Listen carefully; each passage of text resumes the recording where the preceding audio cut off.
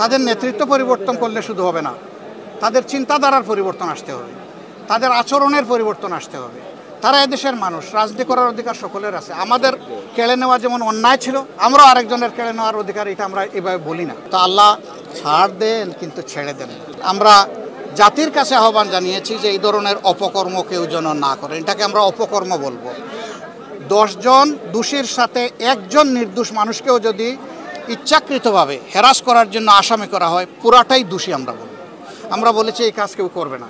আলহামদুলিল্লাহ আমাদের সংগঠনের মামলাগুলো আমরা বলে দিয়েছি যে আমরা সবচেয়ে বড় নির্যাতিত দল, কিন্তু এর মানে এই নয় যে যারে তারে আমরা মামলার আসামি বানাবো। যে সত্যিকারেই মামলার আসামি হওয়া উচিত সে আসামি হবে।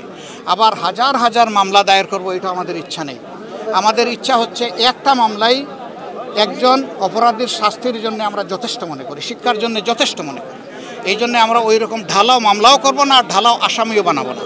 অন্যান্য দলের যারা করছেন তাদের নেতারা এটা উদ্বেগ প্রকাশ করেছেন এবং বলেছেন যে থানা অথরিটি যেন এগুলা চেক করে মামলাগুলা নেয়। আমরা বলবো না, আপনারাই চেক করে মামলাগুলা দেন। থানা কেন চেক করবে? আপনি আপনার বিবেকের ফিল্টারে ওইটাকে চেক করে আউট করে দেন, যেটা সঠিক নয়। যেটা সঠিক সেইটাকে রাখেন, তাইলে ন্যায় বিচার পাওয়াটা আমরা আশা করতে পারি। আর যদি অপরাধী লোকের সাথে নিরপরাধ লোককেও আমরা জুড়ে দেই, তাহলে ন্যায় বিচারই তো বেঁচতে যাবে।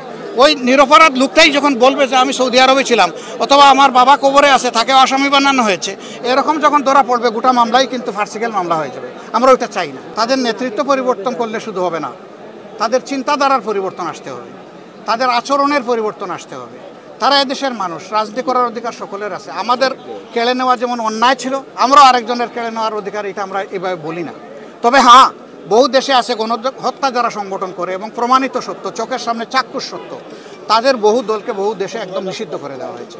সেটা সময়ের পরিক্রমায় দেখা যাবে, এটা আজকেই বললে হবে না। আর আমাদেরকে যেটা করা হয়েছিল সেটা স্রেফ গাছমূলক ছিল, এটা সবাই বুঝেছেন, আপনারাও বুঝেছেন, কেউ বুঝে নাই এমন নাই। যারা করেছেন তারাও বুঝেছেন। 14 দল বসে আমাদেরকে নিষিদ্ধ করবে, আপনি বলেন এটা কোথাও আছে আইনে? এই এখতিয়ার কেউ দিয়েছে তাদেরকে? আমি বলতে পারবো যে আজকে জাসদ নিষিদ্ধ, এই বলার অধিকার আমার আছে? এটা একটা রাষ্ট্রীয় ব্যবস্থাপনার ভিতর দিয়ে যায়, অথবা আইনি কাঠামোর ভিতর দিয়ে যায়। তারা কোনো কিছুরই পরোয়া করেন নাই। আসলে ওই সময় দরকার ছিল ছাত্রদের গণ আন্দোলনকে দমন করার জন্য, অথবা অন্যদিকে এটার মোড় ঘুরিয়ে দেওয়ার জন্য।